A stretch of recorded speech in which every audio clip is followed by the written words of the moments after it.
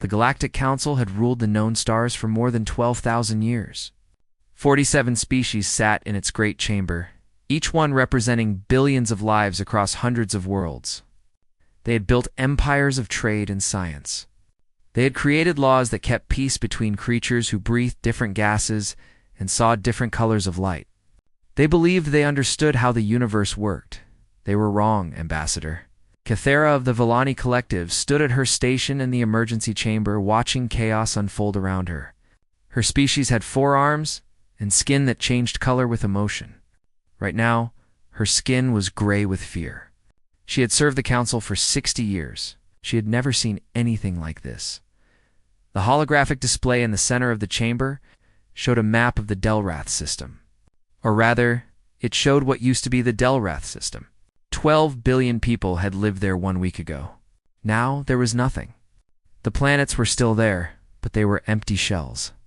Every city, every forest, every ocean had been stripped clean. The harvesters had come, and they had fed. "We need more ships," shouted Admiral Vorath of the Kreth Dominion. He was a tall creature covered in hard plates, built for war. His people were considered the strongest military force in the Council. But even he looked afraid. "My fleet lost 40% of its strength trying to slow them down. 40% in 3 days. The Villani cannot send more," Kythera said, her voice tired. "Our home fleet is all that remains. If we send them to die against this swarm, our worlds will have no protection at all." This was the truth that no one wanted to speak. The Council had enjoyed peace for so long that they had forgotten what real danger looked like. Their fleets were designed to police trade routes and stop small conflicts. They were not designed to fight an enemy that numbered in the billions. The Harvesters were not a civilization. They were a force of nature, like a storm that stretched across light years. They appeared every 3,000 cycles, emerging from the darkness between galaxies. They consumed everything in their path, then disappeared again. Ancient records spoke of them with terror. Entire species had been erased from existence, leaving behind only empty worlds and warnings carved in stone. Now they had returned. High Chancellor Morith, a being of pure energy contained in a crystalline shell, floated at the head of the chamber. His voice echoed in every mind present. "The swarm has changed course. They are no longer moving toward the outer colonies. They are coming here, to Sanctuary Prime." The chamber fell silent. Sanctuary Prime was the heart of everything. 40 billion people lived on its surface and in its orbital stations. It was the center of government, culture, and history. If it fell, the Council would fall with it. "How long do we have?" someone asked. 18 days, Morath answered. "Perhaps less if they accelerate." Kythera closed her eyes. 18 days to save 40 billion lives. 18 days to stop an enemy that had destroyed the strongest fleet they could gather. It was impossible. "We must send the general distress call," said a voice from the back of the chamber. Everyone turned to look. The speaker was a small creature named Tillix, a representative of one of the minor species. Most council members barely knew his name. "A general call?" Vorath laughed bitterly. "To whom? Every major species has already committed their forces. There is no one left to call. There are the humans," Tillix said quietly. The chamber went still. Kythera felt her skin shift to a color she did not recognize. The humans. She had almost forgotten about them. Earth had achieved faster-than-light travel only 73 years ago. In Council terms, they were practically newborns. Their homeworld had been classified as a death world, a planet so dangerous that survival there was considered remarkable. The humans who came from it were strange creatures. They ate the flesh of animals. They slept for hours each day in a state that looked like death. They smiled by showing their teeth, a gesture that meant aggression in most species. The Council had granted them provisional membership but kept them far away. In the outer fringe territories, where they could cause little trouble, most Council members considered them primitive, violent, and unimportant. "The humans have perhaps 200 ships," Vorath said dismissively. "Converted cargo haulers and patrol craft. They would be destroyed in minutes." Then we lose nothing by asking, Tilix replied. Kethera thought about this. The little creature was right. They had nothing left to lose. Pride seemed foolish when extinction was 18 days away. Chancellor Moroth made the decision. Send the call. To all member species, including Earth, tell them Sanctuary Prime is under threat. Tell them we need everything they can send. The message went out across the stars, traveling faster than light through the communication networks that connected the galaxy. It reached 1,000 worlds in a matter of hours. Most of those worlds had already given everything they could. Their response was silence, or apologies, or prayers. Earth received the message on a Tuesday afternoon, local time. Kethera waited. 1 day passed, then 2, then 3. She did not expect much from the humans. A few ships, perhaps. Some words of sympathy. Maybe nothing at all. On the 4th day, a response came. It was short. Only 3 words. We are coming. Kethera stared at the message. There was no request for more information. No questions about the enemy's strength or the tactical situation. No demands for payment or political favors. The humans had simply said they were coming. She did not know why. But those 3 words made her feel something she had not felt in days. She was not sure if it was hope or fear. 12 hours later, the first human ships began appearing at the edge of Council space. The sensors detected them emerging from fold space, the method humans use to travel faster than light. At first, the analysts thought they were scout ships. Small vessels sent ahead to gather information, but more kept coming. Kethera watched the sensor display as the numbers climbed. 100 ships. 500. 1,000. The analysts began to look confused. Their instruments must be malfunctioning, they said. Earth did not have this many ships. It was impossible. 2,000. 5,000. 8,000. The ships kept coming. They filled the display like stars appearing at sunset, one after another, until the darkness was full of light. When the last ship completed its transition, the final count appeared on screen. Kethera read it 3 times to make sure she understood. 14,000. 673 warships. The humans had not sent a token force. They had not sent a few patrol craft to show their support. They had sent everything. They had sent a fleet larger than anything the Council had ever seen. And they were just getting started. Kethera's skin turned a color that had no name. She realized in that moment that the Council had made a terrible mistake. They had looked at humanity and seen primitive children. They had never thought to ask what kind of creatures could survive on a death world. Now, they were about to find out.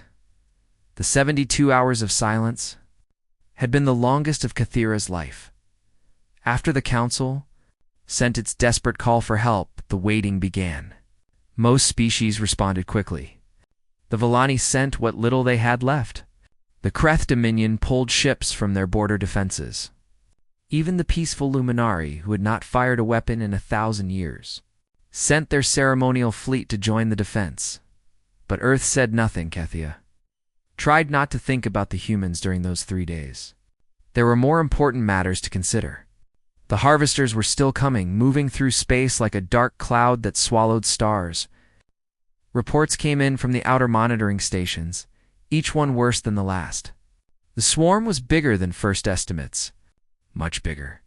It stretched across millions of kilometers, a living mass of ships and creatures that defied understanding. Admiral Vareth held strategy meetings every 6 hours.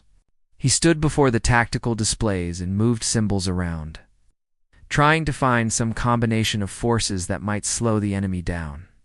His voice grew more tired with each meeting. His plans grew more desperate. If we position our remaining heavy cruisers here, he said, pointing to a spot on the map, we might be able to create a bottleneck, force them to bunch together. Then we hit them with everything we have, and after that? Asked one of his officers. Vorath did not answer. There was no after that. Everyone in the room knew the truth. They were not planning to win. They were planning to die slowly instead of quickly. Kethera attended these meetings. but her mind kept returning to the humans. She had studied their history during her diplomatic training. Earth was a violent world, filled with predators and disasters. The humans had survived ice ages and plagues and countless wars against each other. They had nearly destroyed themselves several times, before finally learning to work together. What she remembered most was a simple fact from their biology. Humans were persistence hunters. Their ancestors had chased prey across the African plains, not by being faster or stronger, but by never giving up. They would follow an animal for hours, sometimes days, until it collapsed from exhaustion. Then they would kill it and eat it. This was the species the Council had dismissed as primitive. On the second day of waiting, Kathira accessed the Council's intelligence files on human military capabilities. They were almost empty. Humanity had been suspiciously quiet about their defense forces since joining the Council. When asked, they would smile and say they had adequate protection for their home system. No one had pushed for more details. No one had cared enough to investigate. Now that seemed like a terrible oversight. The few Council observers who had visited Sol System reported seeing a modest patrol fleet. Perhaps 200 vessels, they said. Mostly converted cargo ships and aging frigates. Nothing impressive. Nothing that would make a difference against the harvesters. Kathira wondered if those observers had been shown only what the humans wanted them to see. On the third day, Admiral Vorath gave his assessment to the full Council. His words were blunt and without hope. "We cannot win this battle," he said. "We can delay them. We can make them pay for every kilometer they advance. But in the end, Sanctuary Prime will fall. The best we can do is buy time for evacuations." "How many can we save?" Chancellor Morath asked. "If we begin immediately, perhaps 8 billion, maybe 10. The rest will not escape in time. 30 billion people would die." The number was so large that it lost all meaning. It was not a tragedy. It was an extinction event. Kathira left the chamber feeling hollow. She walked through the corridors of the Council station, past diplomats and officials who moved like ghosts. Everyone knew what was coming. Everyone had begun to say goodbye. Then the message arrived from Earth. 3 words. "We are coming." Kathira received the notification on her personal device. She stopped walking and stared at the screen. The message contained no additional information. No fleet composition. No estimated arrival time. No tactical plans. Just those 3 words. She showed the message to Admiral Vorath. He read it and made a sound that might have been a laugh. 200 ships, he said. Cargo haulers.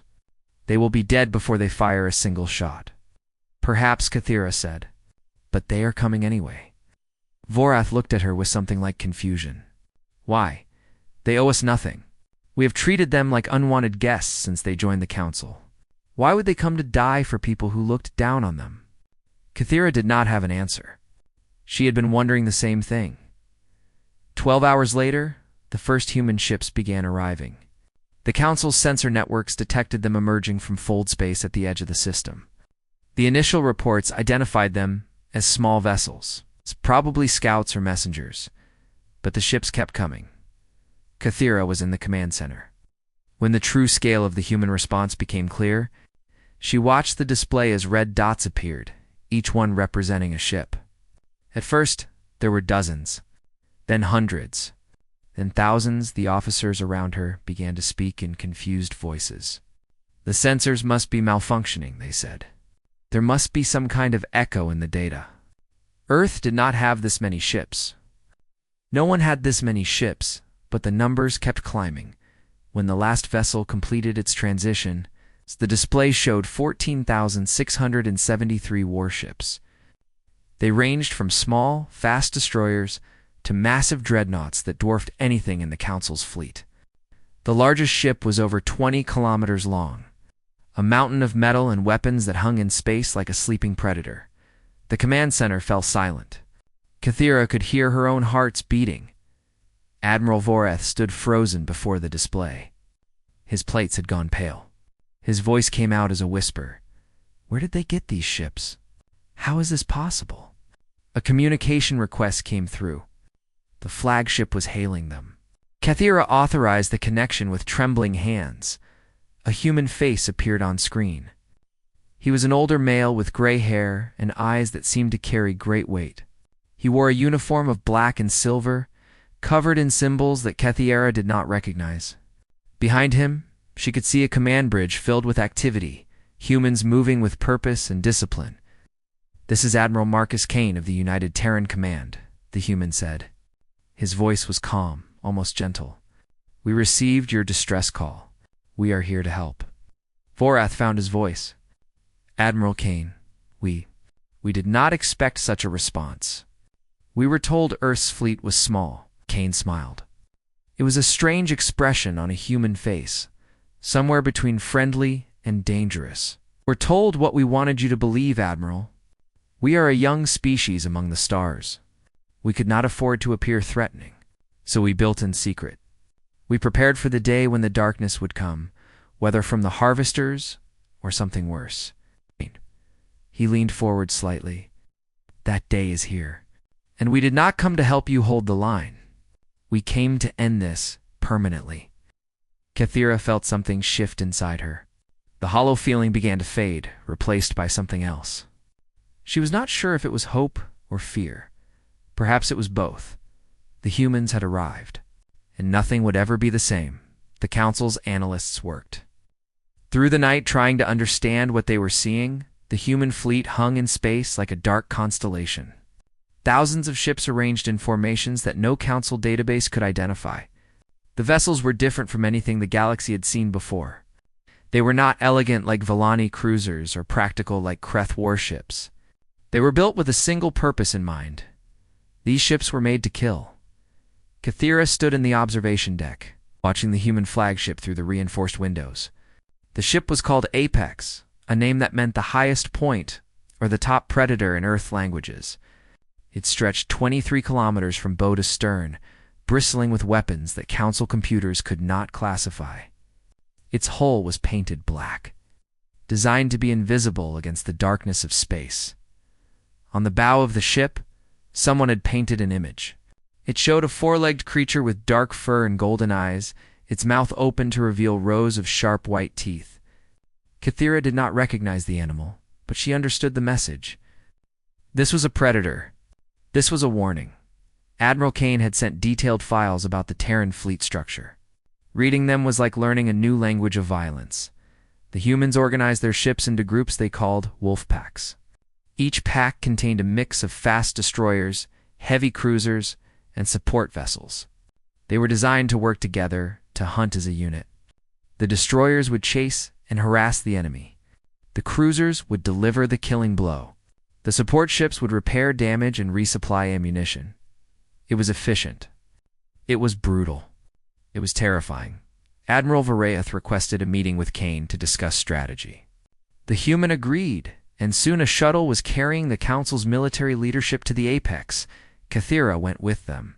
She told herself it was her duty as a diplomatic observer. The truth was that she needed to see the humans up close. She needed to understand what they really were. The interior of the Apex was nothing like Council ships. There were no soft colors or gentle curves. Everything was hard angles and functional surfaces. The corridors were wide enough for troops to move quickly. The walls were reinforced against damage. Emergency equipment was stored at every junction, ready for instant use. The humans they passed moved with quiet efficiency. They wore dark uniforms and carried themselves like people who expected violence at any moment. Many of them had scars. All of them had eyes that watched everything. Kane met them in a briefing room. He was shorter than Kathira had expected, but he filled the space around him with a presence she could not explain. His officers stood behind him, a wall of silent competence. "Thank you for coming," Kane said. "Time is short, so I will be direct." He activated a holographic display. It showed the harvester swarm, a mass of red that filled the screen like a disease spreading through healthy tissue. The swarm consists of approximately 400 million individual organisms, Kane said. Most are small drone-class creatures without independent thought. They follow the commands of larger control organisms, which we call queens. There are an estimated 30,000 queens in this swarm. Barath made a choking sound. 400 million. Our projections said 100 million at most. Your projections were based on incomplete data, Kane said without judgment. The harvesters hide their true numbers until they attack. It is part of their hunting strategy. Then, we are even more doomed than we thought, Voreth said bitterly. How can anyone fight 400 million enemies? Kane looked at him with something that might have been patience. You fight them by understanding them. The drones are meaningless. They are fingers on a hand. Cut off the hand, and the fingers die. Kill the queens and the swarm falls apart. He changed the display to show a single harvester queen. It was a massive creature. A living ship covered in organic armor and surrounded by protective escorts. The queens communicate through a form of psychic link, Kane continued. They coordinate the swarm, direct its movements, choose its targets. But this link is also their weakness. They cannot function without each other. Kill enough queens in a short time, and the entire network collapses. How do you know this? Kathira asked. She had not meant to speak, but the question escaped before she could stop it. Kane turned to look at her. His eyes were gray like storm clouds over an ocean. Because we have fought them before. The room went silent. Earth's asteroid belt contains evidence of harvester activity, Kane explained. 65 million years ago, they passed through our system. They stripped several planets of life. Earth itself was nearly destroyed. A large asteroid impact killed most of the dominant species at the time. The dinosaurs, one of his officers added. Large reptiles that ruled Earth before humans existed. We discovered this evidence early in our space program, Kane said. We realized that the harvesters would return eventually. So we prepared. For 70 years, we have been building this fleet, designing weapons specifically to fight hive mind swarm species. Everything you see here was created for this moment. Vorath looked stunned. You built 14,000 warships in secret? How? Your economy is a fraction of the Council's combined resources. Kane smiled his predator's smile. Humans are good at preparing for war, Admiral. It is one of the few things we have always excelled at. We did not know when the harvesters would come, or if they would come at all. But we knew that something would threaten us eventually. The universe is not a safe place. He turned back to the display. Here's my plan. The Council fleet will hold position at Sanctuary Prime, forming a defensive line. My fleet will advance to meet the swarm in open space. We will engage them before they reach your world. You will attack them. Vorath asked. Directly. We will hunt them, Kane corrected. There is a difference. He began explaining the details. His wolf packs would spread out, creating a net across the swarm's path. Fast destroyers would probe the enemy, identifying queen locations. Heavy cruisers would strike at those locations, destroying queens as quickly as possible. Specialized boarding teams would enter harvester ships and plant explosives. Taking out targets too large to destroy from outside, Kethra listened in growing wonder. The humans had thought of everything. They had weapons designed to disrupt hive mind communication. They had armor that could resist harvester acid. They had tactics for every possible situation. But one thing bothered her. Admiral Kane, she said, your boarding teams, they will enter harvester ships? Yes. Harvester ships are living organisms. The interior is filled with dangers. Acid, parasites, toxic gases. How can your soldiers survive?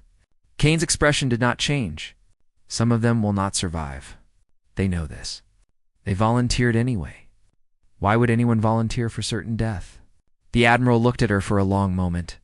When he spoke, his voice was soft. Ambassador, you asked earlier how we know so much about the harvesters. The truth is that we have always had creatures like them on Earth. Not in space, but in our oceans, our jungles, our deserts. We evolved alongside predators. We survived by becoming predators ourselves. He gestured at his officers, his ship, his fleet. Humans do not fear death, Ambassador. We fear failing to protect what we love. Every soldier in my fleet has family on Earth. They have friends, children, homes. They fight because they know what happens if they do not. He turned back to the display, where the harvester swarm pulsed like a hungry heart. The council called us primitive. Perhaps we are. But we are also survivors. And we will not let your worlds burn while we watch from safety. Kathira understood then. The humans were not fighting for politics or power or profit. They were fighting because they could not bear to do otherwise. She finally understood why they showed their teeth when they smiled. It was not a threat. It was a promise. The battle began at dawn on Sanctuary Prime, though in space there was no real dawn. Admiral Kane chose the moment deliberately. He wanted his fleet to attack when the swarm expected them. Lise Kathira watched from the Council's command station as 14,000 human ships moved into formation. They spread across the darkness like a net being cast into a black ocean.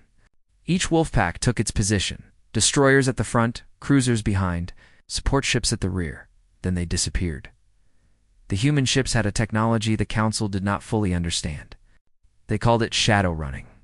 The vessels powered down their external signatures and moved through space without light or heat, becoming almost invisible to sensors.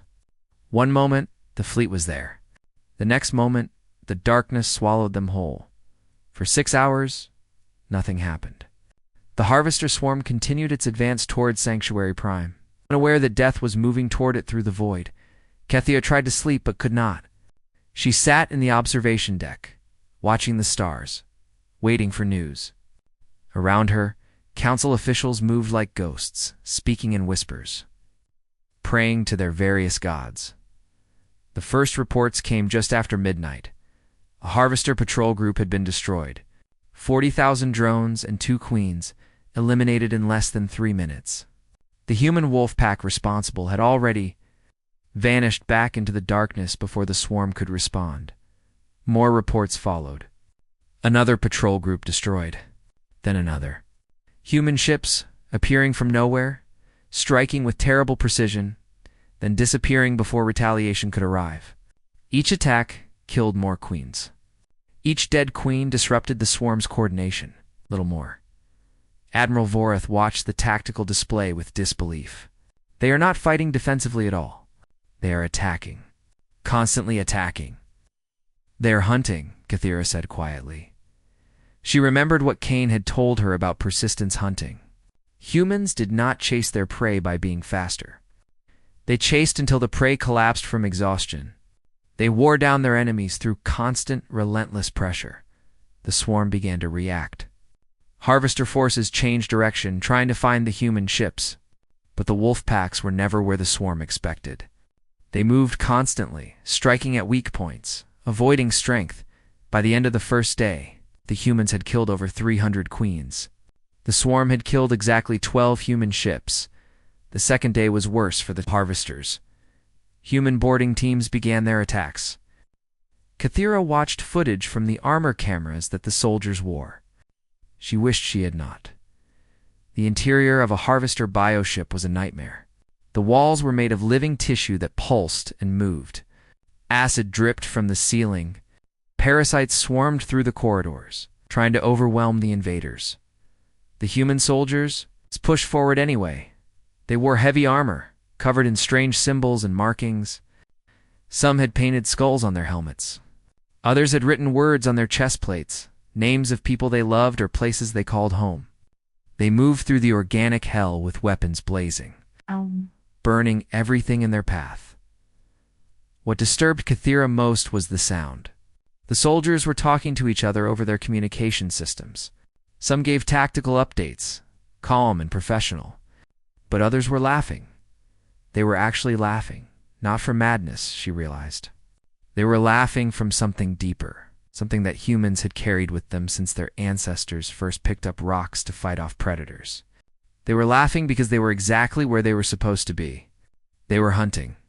They were killing. They were doing what humans had evolved to do. One soldier, a woman with short dark hair and scars across her face, led her team into the heart of a queen's chamber. The queen was enormous, a mass of tentacles and eyes and screaming mouths. It killed 3 of her soldiers before she reached it. The woman did not retreat. She climbed onto the queen's body, planting explosives as she went. When the creature's tentacles wrapped around her, crushing her armor, she looked directly into its largest eye. "Tell your friends we are coming," she said. Then she detonated the explosives. The queen died. The woman died with it. The ship she was on broke apart minutes later, killing the millions of drones that depended on it. Kathira wept. She did not know if she was crying for the soldier or for herself. On the third day, something changed. The harvester swarm stopped advancing. For the first time in recorded history, the enemy that had destroyed 200 civilizations began to retreat. The command center erupted in confused celebration. Council officers hugged each other, unable to believe what they were seeing. The swarm was running. They had one. But Kathira noticed that the human channels were silent. There was no celebration from the Apex or any of the wolf packs she found. Admiral Kane's face on one of the communication screens. He was giving orders to his fleet, his expression hard and focused. "Admiral," she said, "the enemy is retreating. Is the battle over?" Kane looked at her. There was no joy in his eyes. "The battle is not over, Ambassador. The hunt is just entering its final phase." "I do not understand." "They are running." "Yes, and if we let them run, they will regroup. They will learn from this defeat. They will return in 1,000 years, or 10,000, with new tactics and new weapons. The next civilization they attack will not be as lucky as you." He turned back to his officers. "All wolf packs pursue and destroy. No survivors. No escape. The harvesters die here." Kathira felt cold. "You intend to chase them. All of them. Every last one. They are retreating. They are no longer a threat." Kane's voice was patient, almost gentle. "Ambassador, I will tell you something that peaceful species often forget. Mercy is a luxury. It is something you can afford when your enemy is beaten so completely that they can never threaten you again. The harvesters have destroyed 200 civilizations. They have killed trillions of sentient beings. They will do it again unless someone stops them permanently." He looked at the tactical display. Where red dots were fleeing in every direction, "Did not come here to save Sanctuary Prime. We came here to end the harvesters. Today, forever." The hunt lasted 11 more days. Human ships chased harvester fragments across 3 star systems. They tracked down every queen, every breeding ship, every spore pod that might allow the swarm to regenerate. They destroyed them all, one by one, with methodical patience. Kathira stopped watching the reports after the 5th day. She could not bear to see any more death, even the death of monsters. When it was finally over, Admiral Kane sent a single message to the Council. Threat eliminated. Harvester species rendered extinct. Returning to Council space. The message included casualty figures. The human fleet had lost 2,347 ships. 800,000 soldiers were dead. 800,000? Humans had given their lives to save a galaxy that had treated them like unwanted guests. Kathira read the numbers again and again, trying to understand. She had watched humans laugh while fighting. She had seen them charge into certain death without hesitation. She had witnessed them chase a retreating enemy to extinction. She finally understood what Earth had sent to save them. The humans were not primitive. They were not simple or brutal or unstable. They were wolves. And they had decided that the sheep of the galaxy were worth protecting. 6 months passed.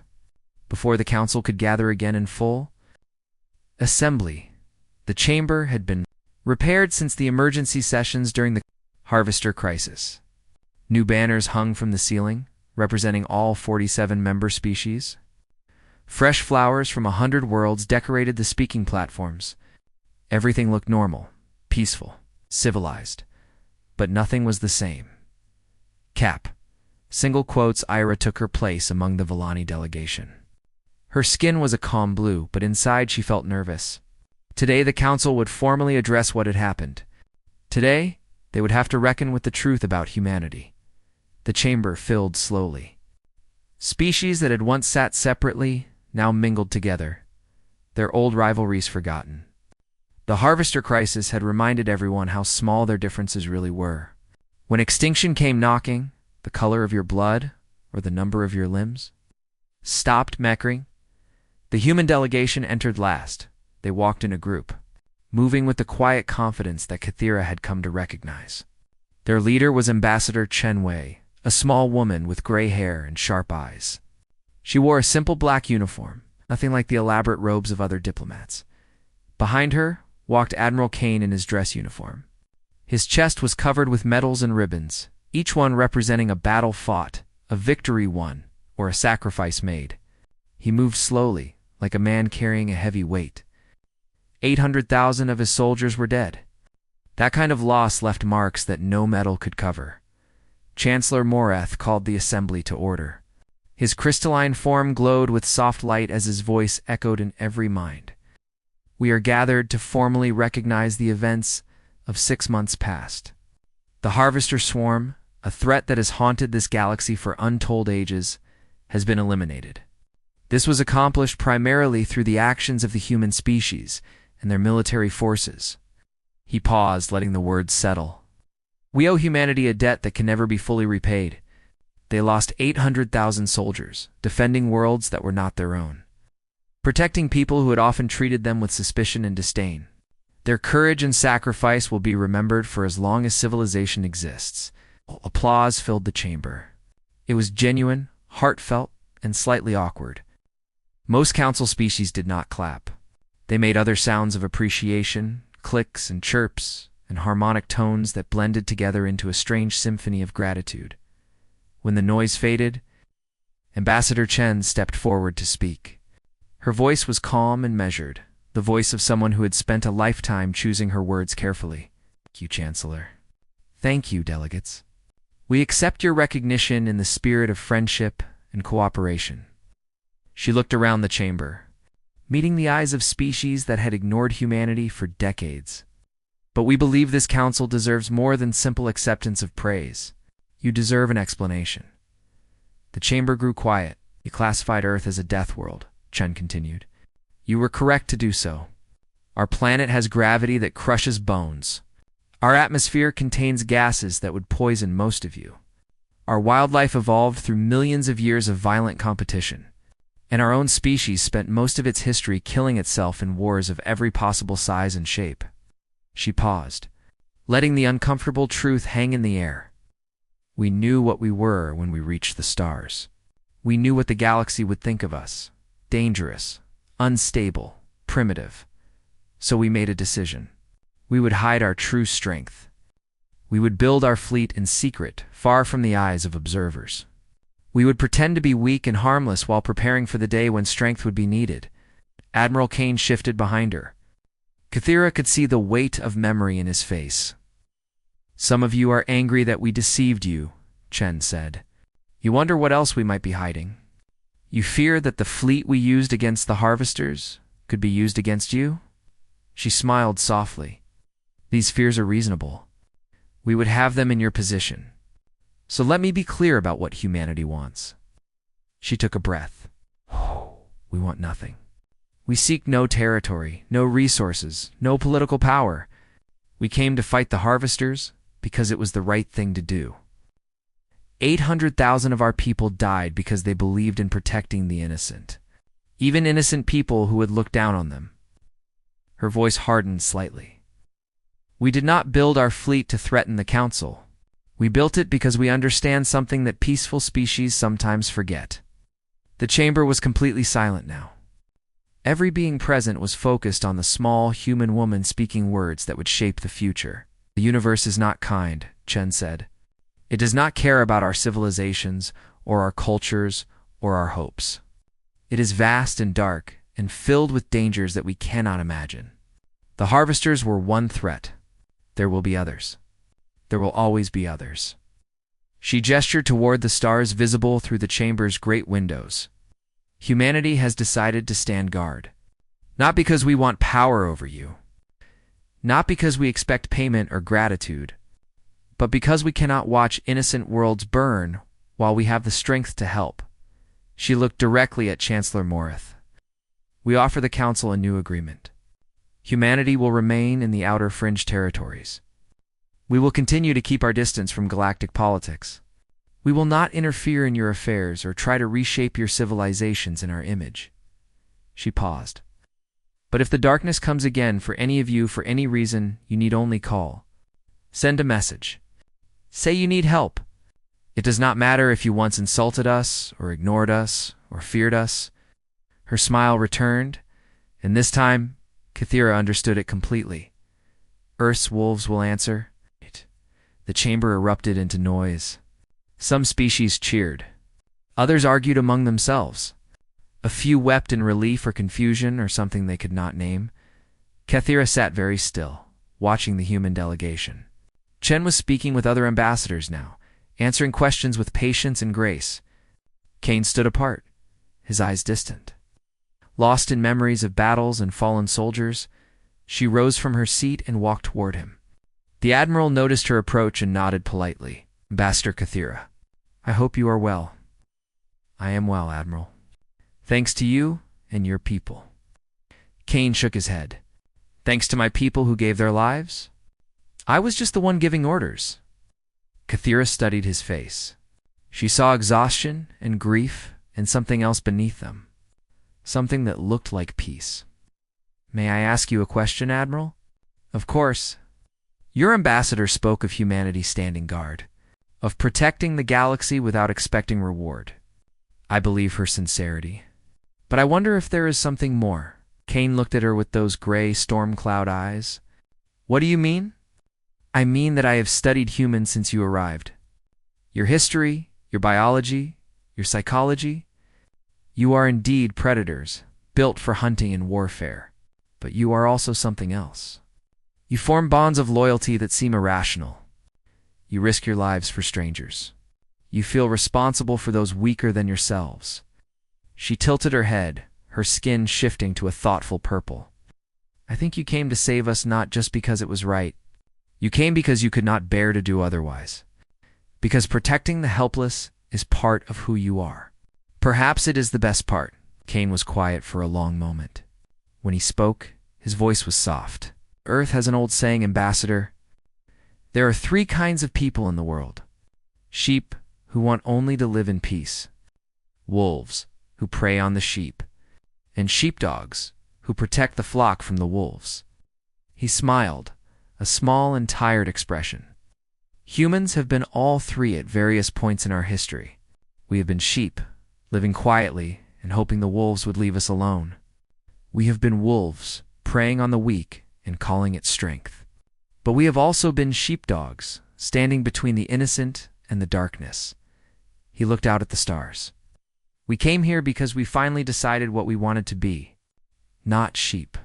Not wolves, sheepdogs, guardians, protectors of those who cannot protect themselves."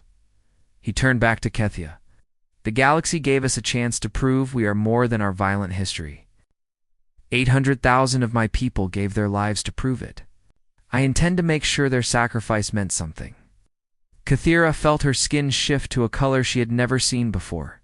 It was the color of understanding, of connection, of a bond forming between 2 very different beings.